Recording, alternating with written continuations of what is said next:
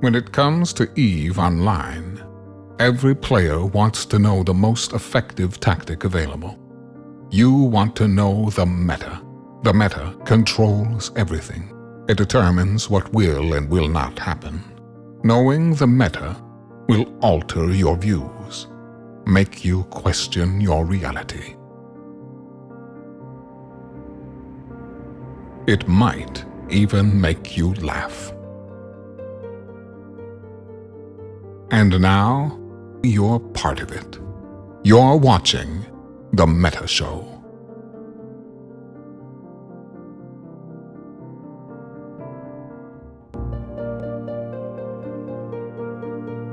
Ladies and gentlemen, welcome to The Meta Show. Today is January the 22nd, 2022. It's 1/22/22. Pretty exciting shit. I am Brisc Rubal. I am joined alongside the Mittani. In the background, you are watching me running one of the Doctor Who sites yesterday. So enjoy that as our background for the show today. How are you, boss? We missed you last week. Yeah. Things have been chaotic, but I'm in a good place. And apparently I am sort of ghostly and I'm looking at myself in the background here, partially translucent. Oh, that's pretty cool looking. I like it. If Twilight was still a big deal, right? If people were still into Twilight, I think I would be doing a really good like glitter vampire kind of thing. You got it. But yeah, we've had 2 weeks off. We had the DC meet last weekend, so we're going to be hearing some news about that from Brisc in a second. I have a quick shameless plug. Also, one, we just hit level 3 hype train. I'm getting better at this, guys. I am not a natural pitchman, and you're just going to watch me develop and try to, unboomer myself and get with a modern age. So what is it? We have a level 3 hype train headed towards level 4. That is good. Thank you for throwing money at the screen. And second of all, I've been asked for somebody named one of their super carriers after Madfern. Jirai Jeffer did this. So during the looting op that we saw in the field, it actually had an Aeon named Madfern something. People have been asking me questions about it. We've been updating our stock on madfern.com, which is interesting furniture for successful nerds. Find something cool that you deserve on there. I've been updating it every week. So keep coming back as we find new cool shit that we think that you guys will like and that anybody would like. We put it up there. So check that out. And man, we have a lot to go over. There's a lot of stuff going on. Yeah. We have... I'm just going to hand this over to Brisc to begin with. We are going to, but guys, we have NC deploying. We have the RTAC AKR, like the largest salvage operation in the history of video games, which was followed up by the largest wealth transfer in the history of video games, I believe. And we have some math for you guys about exactly how much is there. Speaking of math, we have the MER. We've got new updated, maybe they're actually right now numbers from CCB if they've figured out how to run scripts or whatever. And there's just a bunch of stuff going on. So Brisc, why don't I go ahead and hand things over to you and you can take us through your sandbox, your soapbox. All right. So, we'll do some fun stuff. So we're going to start off. First off, I want to say thank you to everybody. We're going to hop over here and I'm going to show you the lovely article that Froggy wrote over on INN about the DC meet. And I want to thank you guys for everybody that showed up. We had 150 people register for the event. We had over 100 people show up. We gave out awards. We had a dinner, 7th anniversary dinner for Karma Fleet. Happy birthday, by the way, to Karma Fleet. 7 years. And then we went out and just had a good time and people saw our nation's capital. We had big news when Tuzzy resigned as the leader of GSOL and took over and handed over the reins to Billy Bob Bunnigan, who was there. And we had a lot of fun. This was these guys turning that over. And then we gave away a bunch of EVE stuff. We had all kinds of stuff, some swag from CCP that they provided us. There's me and Merck and Heinrich. And the guys took shots out of an avatar. Amazingly enough, nobody got COVID. At least not yet. It's been a week. I'm hoping that because it's been a week that we are good and there won't be any issues and we're all right. But I'll tell you, we had a lot of fun. I want to thank everybody for coming out. And more than anybody, I want to thank my wife, Mrs. Brisc, who put this together for everyone. And a lot of this was done because she couldn't make it to Vegas last year, so she wanted an EVE meet. I said, well, let's do one in DC. And we just started. We thought there'd be maybe 20 people. And it ended up being almost over 100. So I want to thank you guys all for joining us in our nation's capital. We had a lot of fun. Hopefully we'll see you all next year. We'll definitely have to put this on again. It was a good time. I got terrible FOMO from watching everybody have fun because I couldn't make it at the last minute. And so I think we ended up taking it out on AOM as a result. Jokes aside, it looked like a fantastic party. I really wish I could have been there. It was a lot of fun, and we missed you guys. We definitely miss you and Ms. Mittani, who was not able to join us, but we were hoping next time we'll see you. And I mean, literally, like, we have already started talking about the next ones. And regardless of what happens this year, and I know we have talked to CCP, the CSM has talked to CCP, Merck and I in particular were very adamant about this point. FanFest, some form of FanFest needs to happen. And whether it's just us going to Reykjavik and drinking together, and then we watch a Twitch stream where they do some kind of a big to-do, like normal kind of keynote speech or whatever, there needs to be something there because EVE players need to get together. That is the glue that holds this game together. And us not being able to hang out and see each other is a real problem. And I don't want to do it anymore. Like Vegas gave me a taste for it. DC gave me a bigger taste. I want to see all my friends. And I want to see all my friends in Iceland too, because I haven't been there in 2 years. So I'd like to go back and visit and hang out with everybody. So we want more EVE meets. Put that on your list, CCP. We want more EVE meets, and we're very much looking forward to FanFest in May, assuming that it happens. All right. Yes. I'm going to get on my soapbox for a minute. Let's do it. There was an article that was linked, and I'll pull it up on the screen here. Let me show you. It was in one of the Japanese magazines talking about NFTs and crypto and the future of pay to earn in EVE Online, among other things. And Hilmar was talking, and you can see here, it was Hilmar and Semi, also known as CCP Hilmar and CCP Goodfella. They were talking about the NFTs. They were talking about how we had things in the Alliance tournament, and just some discussions about how you make money in EVE Online and how the metaverse is going to make money in the future and all of these types of things. And I don't think it was it wasn't the most horrible article in the history of the world. It wasn't good because they're still talking and thinking about these types of things. But what struck me when I was reading this is I'm really, really concerned that we are starting to blur the lines between what is a game and what is real life, what is supposed to be for fun and what is work. Now, under the current EULA in EVE, nothing you possess on your character itself, any of the in-game assets, none of these things are yours. They all belong to CCP. We are given a license to play, and that's it. Under these types of changes, like with the NFT and the pay to earn and giving people crypto or things like that, the whole concept is that you would be able to possess a property right in the stuff that you generate inside this worldwide game. Now, that sounds good. And he talks about, and I mean, Hilmar even talks about like the idea of, people being able to feed their families or put money in their retirement funds based on the stuff that they are able to generate in EVE Online. And I'm telling you, that to me is a very dangerous discussion. And I want to talk a little bit about where that goes if you get into that mindset and why it bothers me so much that we keep talking about it. Okay? Imagine, if you will, you go to work. You do your 8 hours a day. You're either in an office, or you're working retail, or you're a lawyer, or you're a nurse, or you're going out and you're out there having a good time, working, making that dollar. And then you come home. What is it you want to do when you get home? You want to relax. You want to not think about work for a while. You don't want to start your second job, your space job.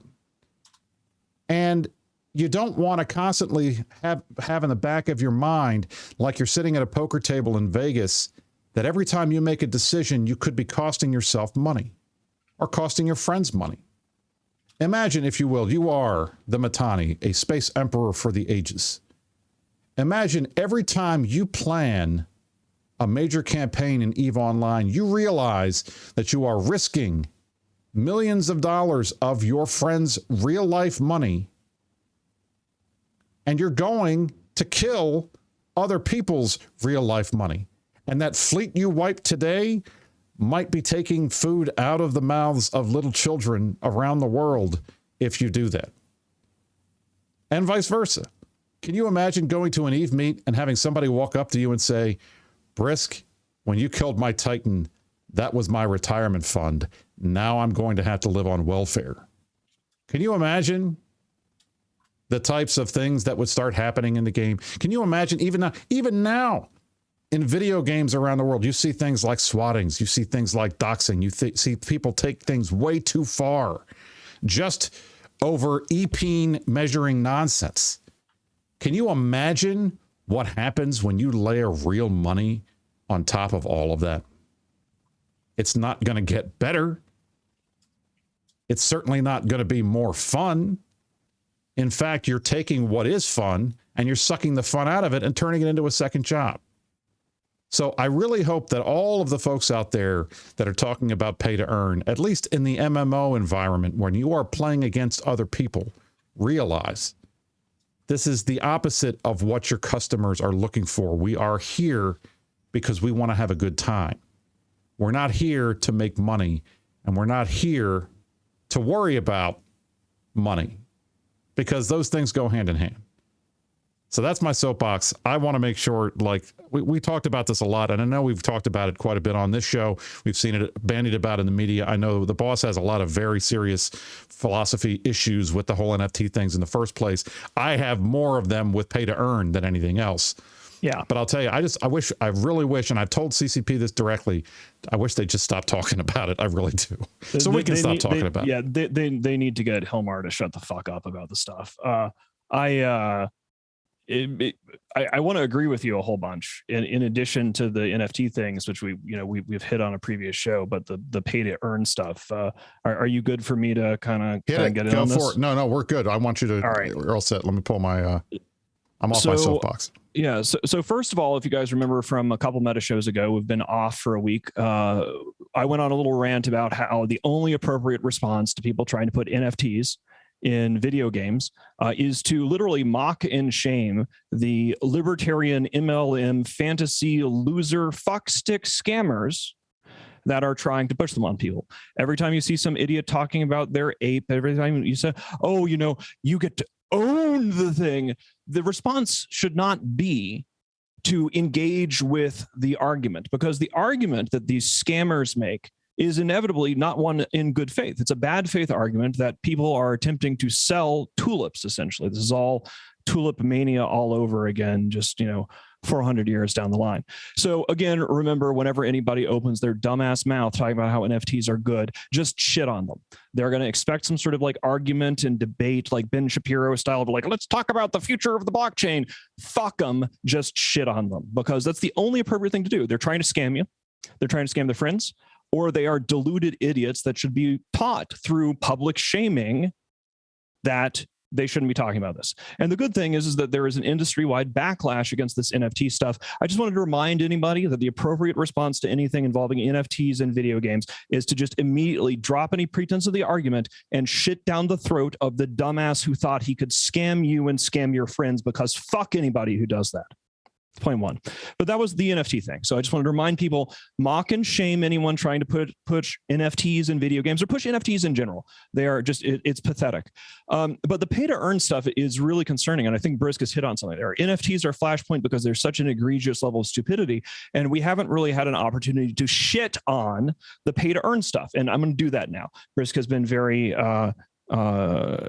eloquent about this, and I'm gonna get some vulgarity out here. The challenge here is that if you are some sort of, and I used to be a libertarian. I used to be the president of the college libertarians at Johns Hopkins University, and then I had to work for a living, and I grew up, right? But if you are happens to a lot of people, guys, I think. Yeah, if you are one of these guys, it's literally, it's an MLM scheme for lolberts. And so when I shit on libertarians, I want you to understand that I used to lead a libertarian group, and so I understand the mindset because I used to be an ideological capitalist way back in the day, 20 years past. Nobody is asking for pay to earn. Nobody in the games industry at the level, when I say the games industry, I mean the actual game players, people who play video games, people who want to make video games, people who want to have games be fun, or some people want games to be art, or have an environment of play involving games. And the goal used to be that if you are in the business of video games, your job was to make better video games that were more fun, that people wanted to play more. However, what we are seeing now is industry-wide, as capitalism is beginning to devour itself and inflation is out of control, and we're starting to see an implosion long overdue in the crypto markets, as people are realizing that, wait a second, this is, maybe Charlie Munger was right, and it's not an actual income, maybe it's actually a tulip. This pay-to-earn stuff is insidious because the C-suites of many companies, which are full, when I say C-suites, we're talking about C-level executives and investors on their boards, are pushing this on the games industry because it has become so profitable. You have a bunch of non-gamers saying essentially that they want us to all be gold farmers. They're literally pitching as if it's a good thing. You remember all the controversies when World of Warcraft came out many years ago, like 2004, 2005. Gosh, there's all these gold farmers, and that's a problem. And now these pieces of crypto bro scammer, well, actually, you know what, I don't know how much profanity I want to say, but just insert something creative, whatever. This nonsense. No one has asked, gosh, I wish my game was like a sweatshop. Gosh, I wish I could be a gold farmer. Gosh, I grind all day, every day to make ends meet when wages have been stagnant for 40 years. Inflation is out of control. Nobody's getting paid more, but gosh, I wish I could escape from the dystopian horrors of capitalism where somehow an idiot like Mark Zuckerberg and all of these other fools are sitting around telling you that you want to put some terrible VR headset on and go be a sweatshop worker instead of playing a video game to get away from all of this shit in the first place. It is shameful. It also deserves nothing but scorn at every turn, not just with NFTs. At every turn, whenever one of these scammer crypto bro investor fucksticks who are not gamers, they don't care about fun, they care about taking money from you and convincing your friends and convincing you to take money from your friends. It's the worst thing about this is because it's an MLM for fucking libertarians, lawberts. They're like, gosh, you can get in on ownership. And then you're supposed to scam your friends so they can make money. Fuck that shit. It has no place in an Eve. It has no place in any video game. And the good news is we can stop it, boys and girls. We can stop it. You know how we can stop it? Don't give them any fucking money when they do it. And again, remember, like with the NFTs, when they bring this shit out, mock and shame it across every channel. These CEOs, these investors, these boards of directors have very thin skins because they are not used to the rough and tumble of the internet. And they have wandered into a zone of gamer rage, which is really just not a healthy thing to do. Like gamer rage, we know it's not very good. It's not whatever, but they are trying to scam you. They're trying to scam your friends. They're trying to convince you to scam your friends. And so whenever one of these dumb motherfuckers wants to tell you that pay to earn or NFTs or any of this crypto bro scam crap has any place in video games, tell them to go fuck themselves, mock them, remind your friends to get in on it, publicly shame them, give them nothing. If every time they say pay to earn, every time they try to add a feature to a video game to do that, we will simply organize in some capacity and deliver economic damage in the form of, I don't know, consolidated boycotts. Lots of things are on the table. I want people to understand, this is industry-wide. This is not an Eve thing. This is not just an Eve thing. It's not just Eve. It's not just Hilmar. I know it's easy to say Hilmar sucks because he's saying his latest, oh, I'm the grandfather of VR. Oh, we're doing NFTs now. Oh, it's going to be amazing blockchain. But it's not really something that's from Hilmar. This is happening across the C-suites and the board of directors as there's way too much money in video games now. And there is pressure from the investor class to insert this kind of monetization into a space where previously the industry was focused only on video games. So the great thing to know is we have the internet and they can try to add these things into the games and then we can punish them by mocking them, and two, making sure that they never get a red fucking cent from any of these MLM crypto scams that they are trying to infect a space that was about play.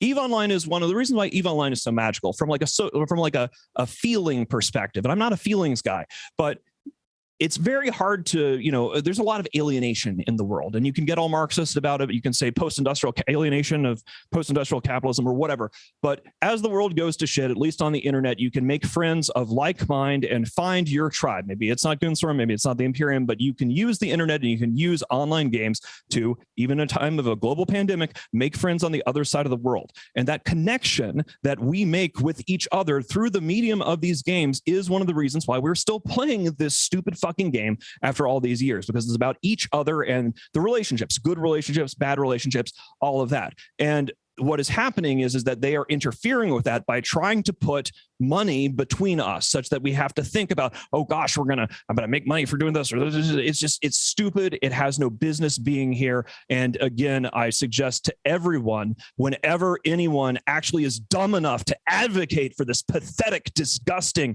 hypocritical, worthless, world-destroying nonsense, to shit on them from a great height, and know that you are in the right, know that you are righteous. You are on the side of justice when you shit on NFTs, when you shit on pay to earn, when you shit on these people trying to monetize one of the wonderful things about the internet and turning it into just more crappy meta Zuckerberg capitalist hellscape on the internet. I yield my time. Gentleman yields his time.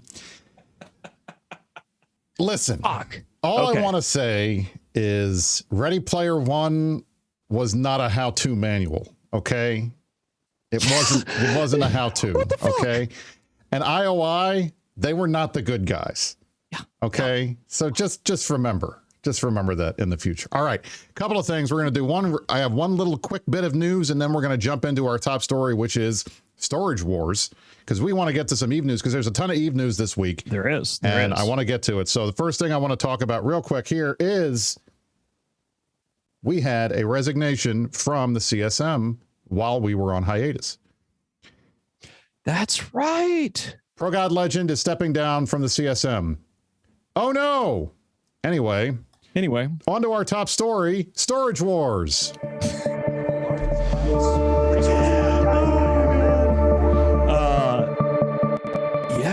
This is a good one. This one escalated quickly. This was crazy. I mean, literally crazy what we had here. I'm going to throw this up on the screen because we had what is absolutely by far, I think, based on what I've seen and the numbers that we've been banding around, the biggest loot pinata in the history of EVE Online. Bigger than the 2 Keep Stars in Rage that Init killed 2 years ago. Bigger than any of the random structure destruction that we've seen since the abandoned Citadel mechanic was entered into the game about 1.5 years ago. This was the biggest deal. All right. So, boss, take it away. Tell, from your perspective, you were the big boss man sitting on top this cone. How did this play out, and how much planning did you guys put into this? Because it seemed like G-Sol and the rest of the guys were ready to go pretty quick. We put in a shitload of work. This was something I want to give some shout outs to everybody. Going to give more shout outs on the fireside tomorrow. But this was a scenario where you got to see what the Imperium is capable of. And it's that kind of emergence gameplay stuff that's so exciting. This opportunity dropped in our lap less because of any amazing gameplay on our part, but because if you watch the show from a couple weeks back and you see sort of the run up to this, Monto from PIBC on the Serenity server basically fucked things up for Army of Mangoes and Ranger Regiment here on Tranquility. And then we simply took advantage of uncovering, which wasn't very hard, his dumbass Scooby-Doo villain style scheme. And then this was the bit where we punished him for it. So what happened was we knew that we were going to have this Keep Star abandoning, and we knew we were going to set it off on Sunday. And there was a few bits of novel gameplay that we could not really prepare for. Unlike in the Keep Star that was a pinata in 2017 in Wormhole Space, there was a hostile Fortizar on the grid. So we had some really interesting slap fights with Fraternity, who had a Fortizar and we had a Fortizar, and then there was this great blue or red, depending on your perspective, 5 years ago now, wasn't it? Yeah, it was a while back, and that's why I forgot about that completely. But what happened here is, GSOL had tons of preparation. Our fleet commanders had tons of preparation. But when shit kicked off, we were thinking to ourselves, okay, we're gonna sort through the loot and we'll see what's up. But we realized immediately that the bad guys had come to party and they wanted to steal our loot. And credit to them, some guys from Horde and Test and FRT and whoever else did manage to steal some things and run away. I saw a Test guy bragging on Reddit about how they got 60 billion ISK and a super carrier. Maybe they got a couple. We'll see. We're going to show you some of our numbers here in a second. But immediately we dropped our plan because every plan goes out the window when you have contact with the enemy. And we're like, okay, well, this is different because there's a Fortizar there and we've got to figure this out. So we had a lot of really interesting lessons learned because we had to figure out how to extract capital ships from a hot grid where the enemy had a Fortizar that they could just keep spamming things at us. I'm not going to go into too many of the details there because I don't want to reveal our methods, but I think that the results do speak for themselves. And we're going to show you some of our initial figures here of of what we got. Brisc, do you have some stats for us? I do. So here we go. I mean, it's hard to put into words how much stuff we got. I think when everybody started this, we were concerned that this was either going to be impossible to move, it was going to be so much stuff, or on the other side, it was going to be Geraldo opening Al Capone's safe and there was going to be nothing in there. I remember that. I saw that live when I was a kid. We were all, I did too when I was a kid. I remember we were kind of concerned about all this stuff. And it turns out all the concerns we had generally were not necessary. The server stayed up. We were able to get most of the stuff out. We killed a bunch of guys trying to steal things. It generally went well. So let's walk through what did we manage to haul? What was the haul? So first of all, we got more than 16 super carriers, which is worth approximately 400 billion ISK, depending on how you evaluate them.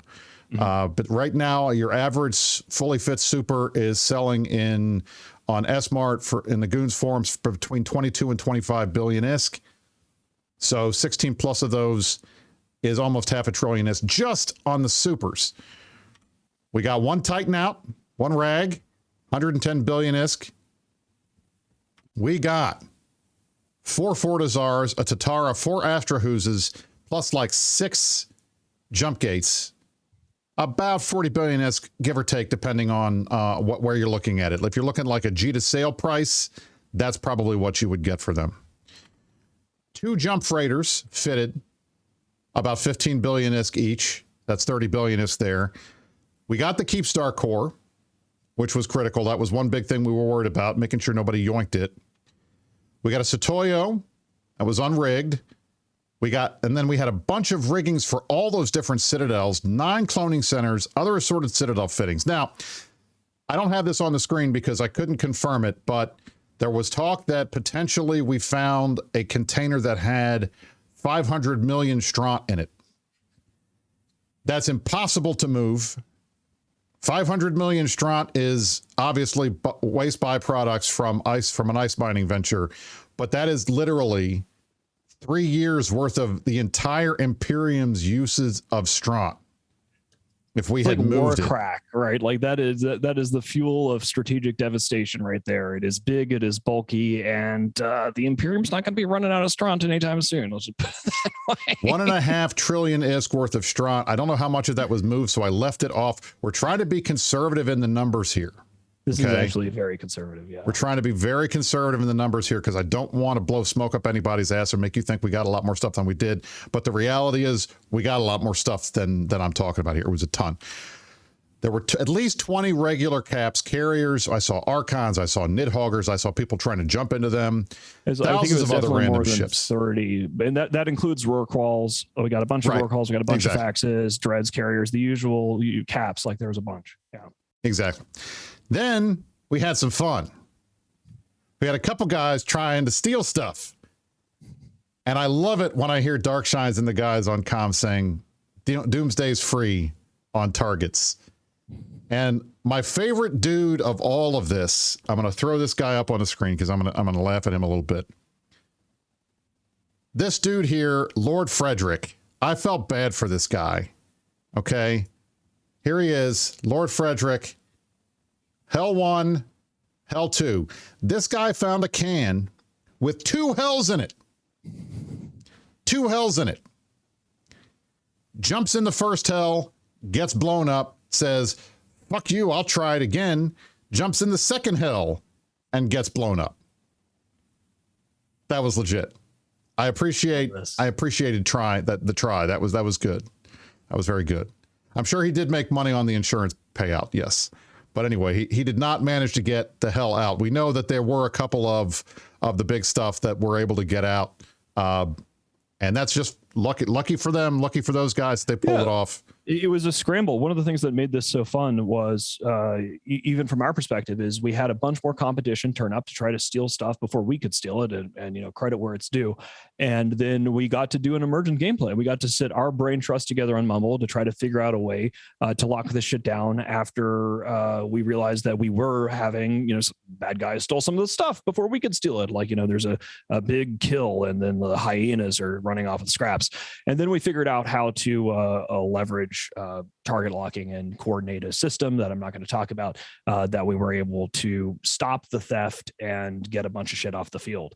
So I think there's I have some numbers. Brisc, do you have the stuff from the jump freighter services on this? Or I don't have the stuff from the jump freighter services. We just started talking about that. So I do have. Go ahead, run through that, and we'll talk about it. Yeah. So we have, in addition to this is just stuff that the state captured, right? Because, we gotta do things.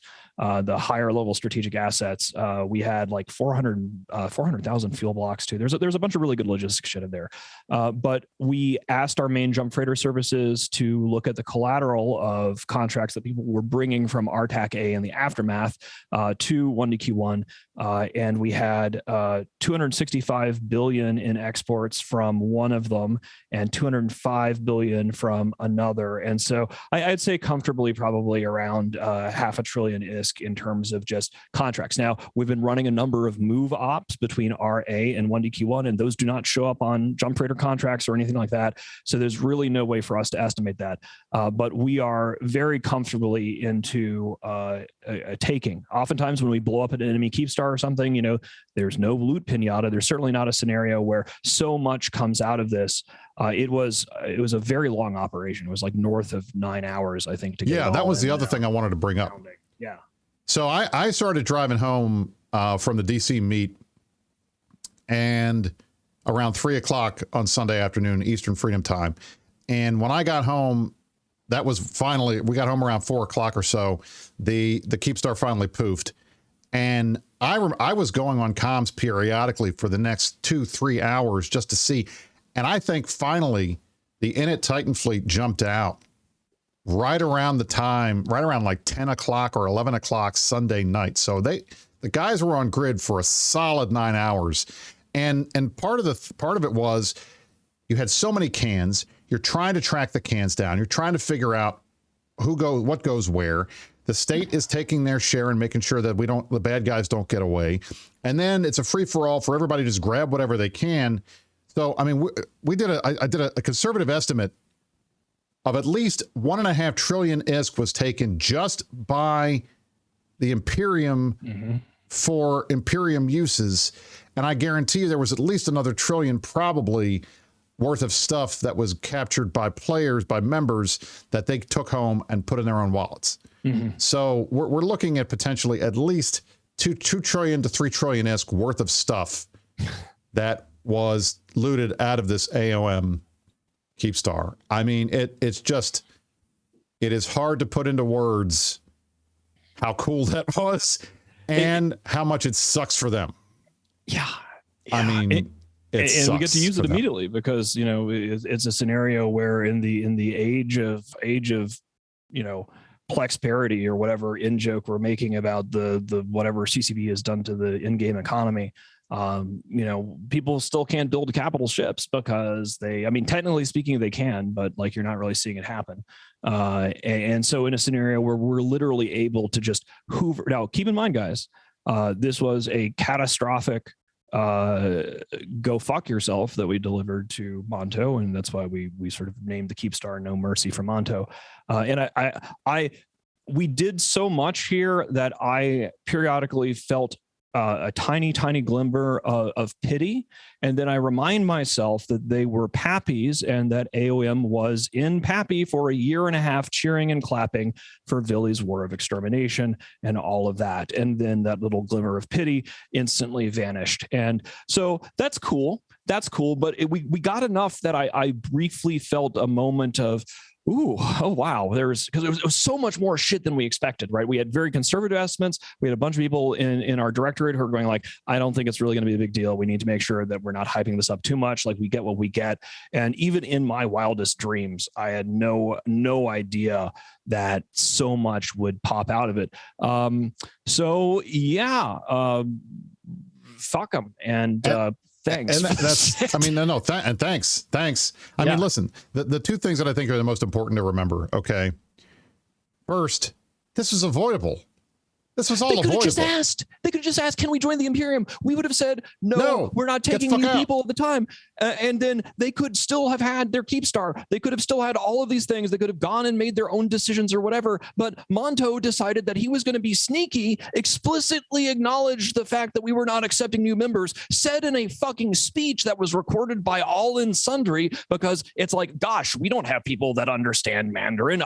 Everybody has people that can understand Mandarin in modern Eve, because it's a requirement to be able to play the metagame that you could have people that do Chinese and all, Mandarin and Cantonese. You can do, you got to have Russian speakers. You got to have a whole bunch of language compatibilities to make things go in this game. And so this dumbass just being like, well, we can't get into the Imperium because they're not accepting new members, but we're going to join Ranger Regiment and nothing will change. And then we'll be in the Imperium. We'll be protected from FRT. And he just fucking said this. It was completely avoidable. This was not like an amazing like metagame heist that we pulled off. Obviously, there's credit where it's due. Hyper Viper did an amazing job. There's a lot of other moving parts in this, but it was completely avoidable. It was completely unnecessary. This guy just decided that he wanted to try to trick us when we had a guillotine above his balls. And so we just, sliced him off. So there you are. Wow. It was big though. It was really big. We're still trying to kind of comprehend and tot up everything. Like I saw there was another move up in progress from Artak A pinged out earlier today, checking to see who still has stuff there. Like, we still don't have everything that we took secured in Delve, because there's just so much of it, and ops are continuing. So it's fantastic. There you go. There is Manto himself. I'm never going to financially recover from this. So, and I think the second thing to keep in mind is, imagine you are the leader of a group like this, and you have to explain to your members how this happened. And I know what they're going to do. They're going to say, oh, the evil Imperium, they tricked us. They're liars. They're this, they're that, and the other thing. But in the end, the only people that they really have to blame for any of this stuff is themselves. It's specifically Monto, right? Like Fulcrum and the guys that are running AOM before Monto decided to assume direct control did not make moves like this. We had AOM on our border for months after the war, and there was no feisty nonsense like this. This is very clearly a scenario of Monto is like, I'm the leader of PIBC, and we're going to micromanage this and fuck it all over. So, whatever. Conveniently, I don't give a fuck if he blames me or if he blames the Imperium, because whatever, he can eat shit. So there you go. All right. Moving on. We're going to move on now to the Nullsec Power Hour. We have some exciting news of things happening. You guys are not going to believe this. So there's a ton of fighting going on in Esoteria. There's tons of fighting going on all around the South. And we got word this week that NC Dot is deploying. You want to know where they're deploying? Right after I push the button. All right.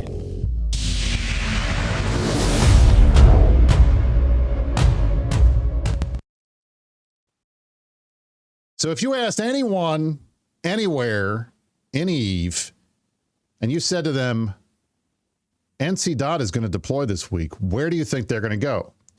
Every single person that you ask, regardless of which group they're in, anywhere you ask, regardless of which group, whether FCs, line members, anything, the answer would have been, oh, they're going to go to Esoteria. That's where the action is. That's where RMC is fighting fire. That's where Enid is deployed. That's where the goons are right now, because we're right next door to it. Why wouldn't we go to Esoteria? That's where the party is. So NC Dot announces they are deploying to Venal. Yeah. This was a shock. I don't really know what's going on over there in Vince land, but the news is they are going to Venal. NC, there's got some of their allies like Lord of Worlds Alliance and Riot Rick and Slice are somehow still around, and they're there. PL allegedly might be involved with this process too, but they're going to clear out Venal over the next 8 weeks.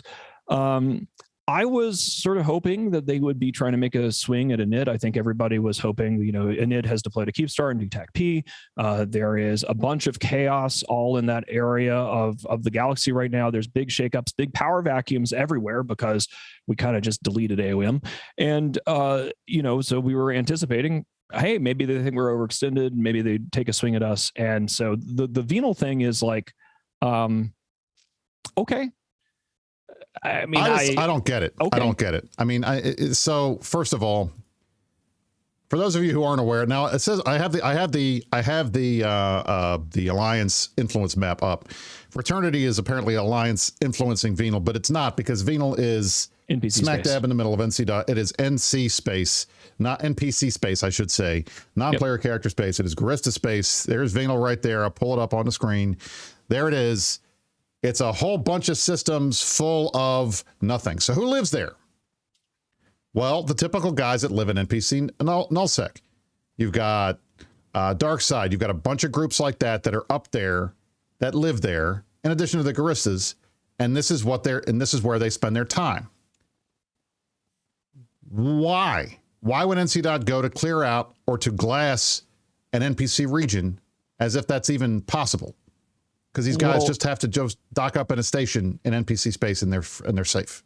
Like I don't get Volta, it. Snuff, and Dark Side. Like we have a battle report for you, which we're going to get into here in a second, which was the first op of this.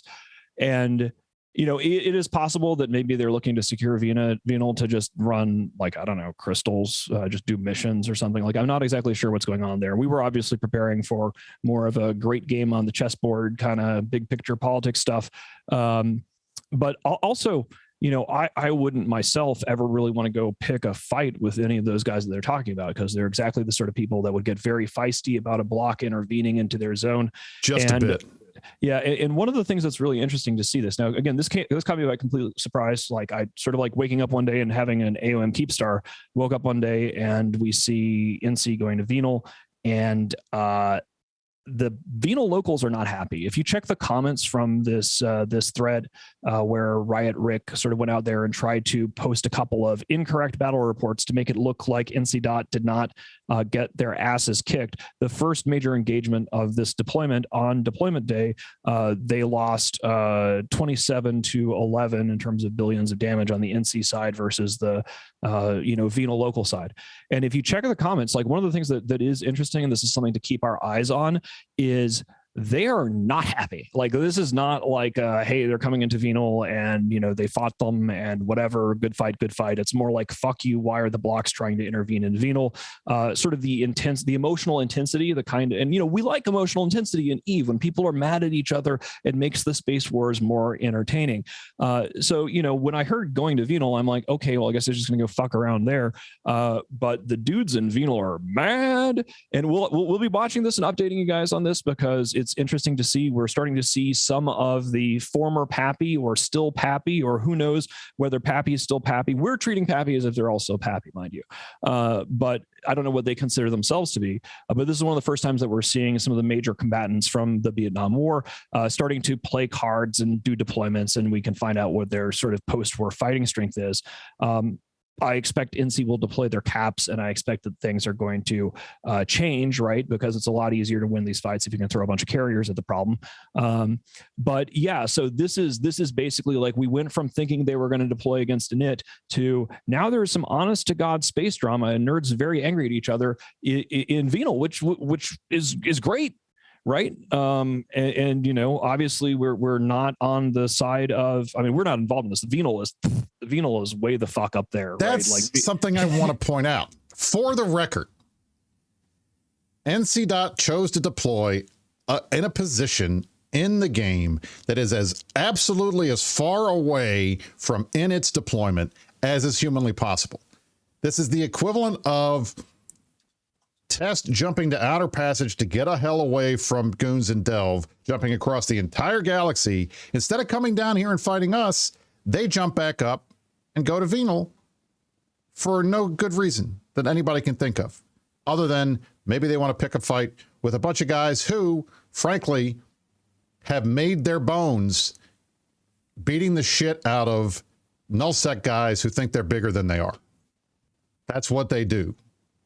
That is exactly what those guys do. So I'm looking forward to seeing this. I'm surprised Vince would even do this. I guess finally his players decided that they couldn't just sit around and not do anything anymore. I guess he's reopened Europe, so he's got some time on his hands. Maybe just Nidaspar figures, all right, Mr. V is down in Esoteria, so he's not going to be typing up in Venal, so I'll just go there. Maybe that's why they did it. I don't know. We'll find out. I mean, hey, I'm going to take it. I'm glad. I mean, I'm not glad that they didn't deploy it against Init because I had such wonderful, wonderful schemes. But we had some plans. It was going to be fun. If they're going to park in Venal and like do this kind of thing, like it's obviously not like. And if I was going to intervene in this, I certainly wouldn't say it on the meta show. But like if they, I thought that they were going to be attached to Elf Boy and whatever's left of Test until forever, right? And so we were sort of naturally assuming, because of course what's happening in the East is you're seeing on a pretty regular basis, Fire Coalition is blobbing up with the rest of the other former Pappies in the East to try to, they're totally not forming Pappy again, but you know, they're all blobbing up together. So we just assumed that PL and NC. Would come and be part of that. So, you know, hey, if PL and NC. Have moved on from the whole Pappy thing and they want to be a strong independent block and go off and try to purge the local NPC space and piss off the locals and whatever, that's actually something we should probably be praising. Like we should actually be probably saying that's good. That's for good. You're not next to Test. You're not, you know, because I mean, hey, like at this point, certainly if Test leaves themselves vulnerable and they come out of outer passage in a place that we could actually get to, we're not going to have to worry about NC and PL coming to bail Test out. So that, you know, it opens up some options on the chessboard. We're going to report, and you guys can decide. We'll show you how this all plays out. Interesting moves.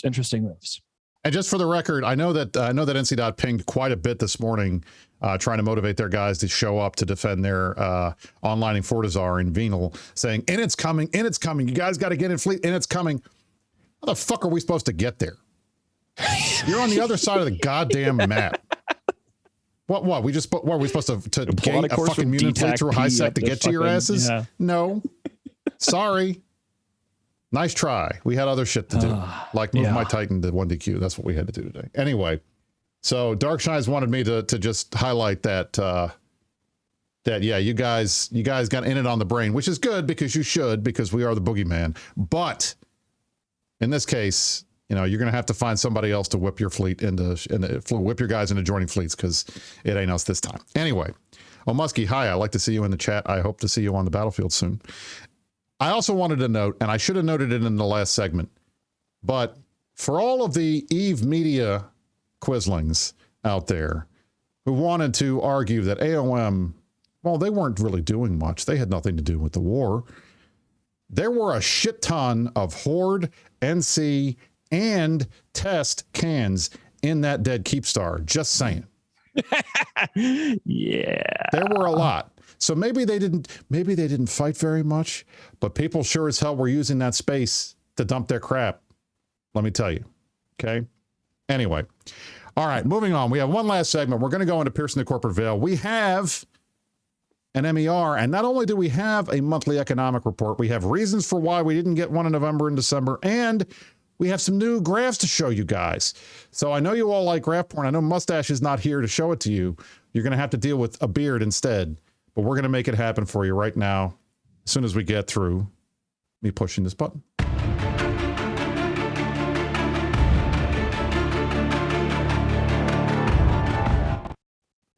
All right, so the monthly economic report for December 2021, updated. Why is it updated? Because the original one they put out was completely fucked up. Now, I know there are a number of you out there who live and die by these graphs. They are your bread and butter. You love them, and you know who you are because you are constantly yelling at me when they're wrong. Now, my understanding is the tools that CCP has been using to compile the MER, and Arendis is right there, and he says, hi, Brisc. Yes, he is one of them. The MER was using tools that were compiled originally by CCP Quant, who has not been with the company for more than 5 years. They are out of date, and my understanding was there was a problem, and CCP Swift said this publicly, there was a problem with the database that housed the data in Reykjavik, and the result was they were not able to put out the November and December MERs in a timely fashion. This was not a conspiracy. It was not because they didn't like what it showed, although they probably don't. But it was mainly because the tools were old. So CCP Larrikin, who has taken over control of the MER, has been working to build new tools, rebuild everything, and he's been actually asking you graph nerds what kind of data you want to see. And this is the first time that we finally get to see some of these new graphs. And a lot of them include things that you guys have been asking for a long time, including asteroid or volume, not just value, but volume mined in each area of space and each different place, the amount mined over time, the gas volume, the gas mined over time, which I want to get back to because it's pretty funny. Ice volume by region, ice mined over time, moon ore by volume, moon ore over time. So all of the mining stuff, which is ice, asteroids and anomalies, moons, and gas, all of the stuff is now being provided in a different way. This has been well received, I think I can say safely, by the graph nerds. This is what they wanted, and they're getting some of what they wanted. I asked last night the graph nerds, and they said that they were pleased that they were heard and they were listened to. They still want more stuff. They want CSVs. They want a bunch of different things that'll let them notice, do all kind of back end type stuff where they're looking really deeply at previous numbers and these numbers and comparing them and making sure the numbers add up. They want that stuff. But in the meantime, we have new graph porn, so the guys are happy. Now, what, if anything, does this show? Well, I think the first thing that I want to highlight, because I think it's funny, is if I pull up the ice mined over time, look at this graph.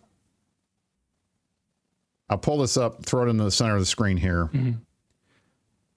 Do you see this big, giant drop here? Right here? What the hell is this? What is this? You know what it is? The Winter Nexus event. The Winter Nexus event was such a good event that people stopped mining regular ice and took all their guys and went mining ice in the winter event because it was better ice and there was more of it. And it was everywhere. And it made that big of a drop, almost 500 million in volume of ice just because of this event. Now, I know a lot of you people complained about the CCP, complained about the live events. Some of them you don't like, some of them you do like. The Winter Nexus event, from what I can see, having run all the sites, gotten all the skins, seen people's view of them, was probably one of the most well-received events that they've done in a long time. It was very lucrative. People made a shit ton of money. And it lasted a good amount of time. The rewards were fun. There were skins. There was all kinds of stuff in there. It was great. I was very pleased with that. One of the things that I also want to point out here is you can see on the gas, where's the gas? Right here on the gas scene. You can see when they switched to require gas in all of the capital ships, and how everybody started mining, going out and huffing gas because they thought it was going to be a thing and it was a big deal. And you can see the trend line, boom, down to here when people realize nobody can build caps, so they're not using any of the gas that they've all mined. So maybe we can look at this and CCP can see this and say, all right, We did something people took advantage of by making all of these gas sites required in capital production, but now everybody's sitting on a massive stockpile of gas because nobody's building caps. So something that we need to investigate, I'm seeing in chat here, is that and we'll find this out, is it could have been the event, but chat is saying that time coincided with a period when there was a bug in the anomalies and that ice wasn't spawning. But we will find that out. What this does show, though, is that players respond to incentive. Well, actually, no, I'm not sure if it shows that because I'm not sure what actually happened there on the ground.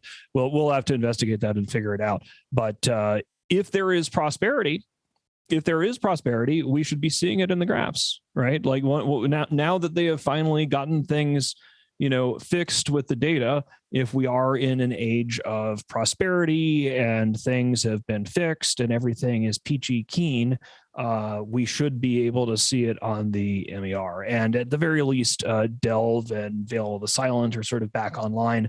Nobody is really like running nullsec anomalies because all of that. Null ratting is so crap that everybody just goes to run events whenever events are there. So, I am kind of curious to see, and now that this data does go into public, it's going to be harder to hide the damage of the incompetence that we have suffered from in the last, it feels like a couple years now. I do hope that CCP actually listens to the players and to the CSM representatives and to smart people, because, you're not going to be able to hide from EVE players what's happening on a graph, right? They're going to be able to interpret the graph better than you. They're going to find flaws in what's on the graph, and they're going to find the ground truth, right? This game is spreadsheets in space. We know our graphs. I don't. We have people for that because I am a simple, humble mitten that can barely add.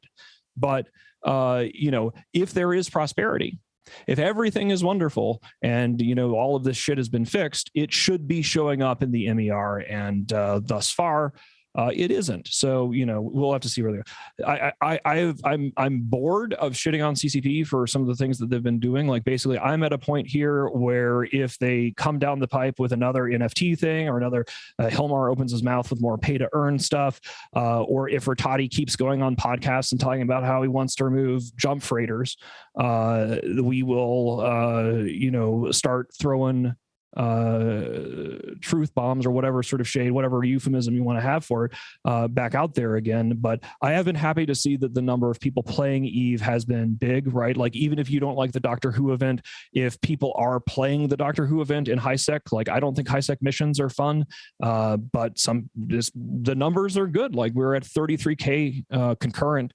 earlier today, and those are good numbers. So a healthy EVE is good for all of us. And if it's the age of prosperity, prove it to us by showing us some mathematically demonstrable, testable prosperity. Otherwise, we'll just keep stealing from Pappies because that's fun too. And it is definitely a more realistic source of income. Anyway, I mean, my whole point in showing this stuff is, at least it sounds to me, I feel like either both from what I've seen publicly in the statements from CCP, as well as our CSM meetings and some of the other discussions. And you guys are going to be surprised to hear me say this. We have been banging on these guys for a year about scarcity sucks and scarcity. This is awful. Stop the nerfing. Stop doing this. Listen to players. Please start doing what we ask you to do. Give us the things we want, not the stuff you think we want, et cetera, et cetera, et cetera.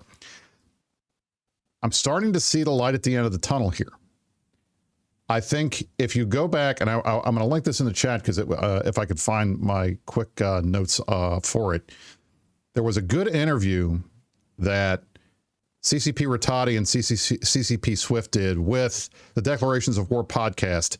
Alex Card, who's a former CSM member who has been on this show multiple times, as well as Artemis Albosa, who is one of the more well-known of the EVE talk show hosts. They did a good interview with these guys, and there was a ton of stuff in there. Go listen to it for yourselves.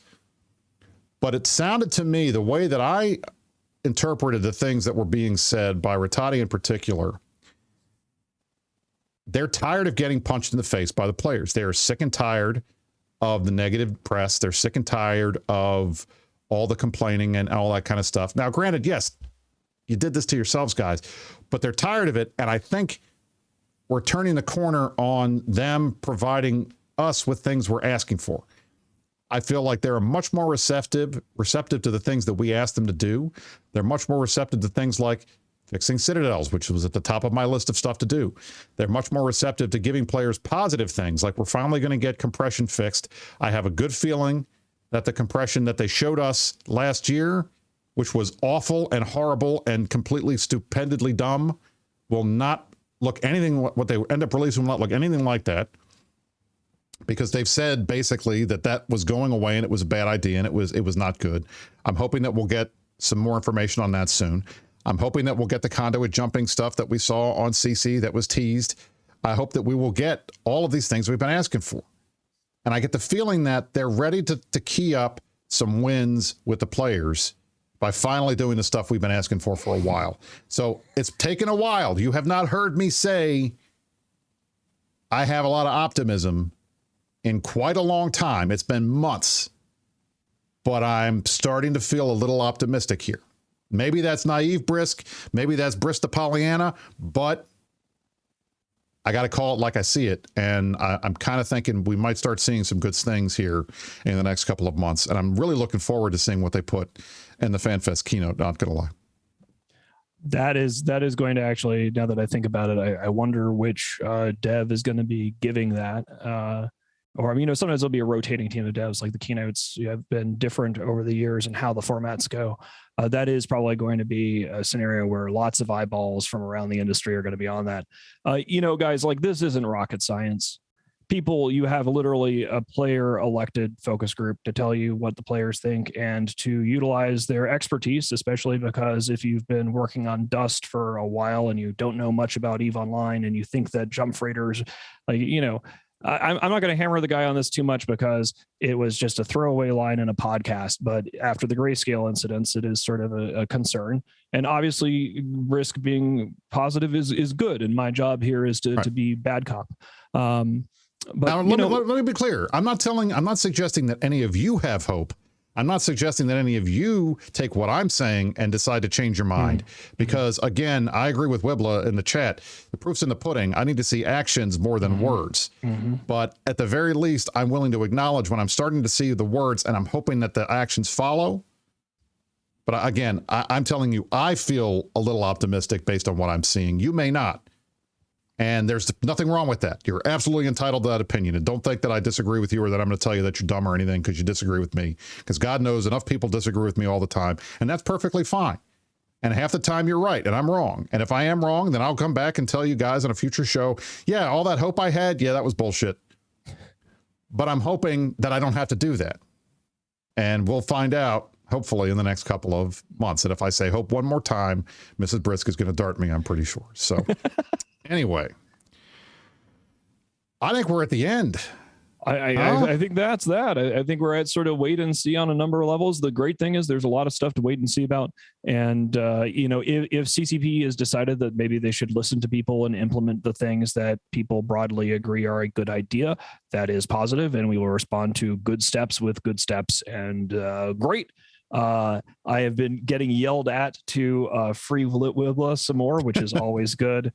And I will. Are we freeing him on live on the stream right now? I'm going to try to, but it's really hard to actually have me operate a computer or anything that involves some kind of. It's why they don't let me mess with the ACLs or something. It's just a bad idea.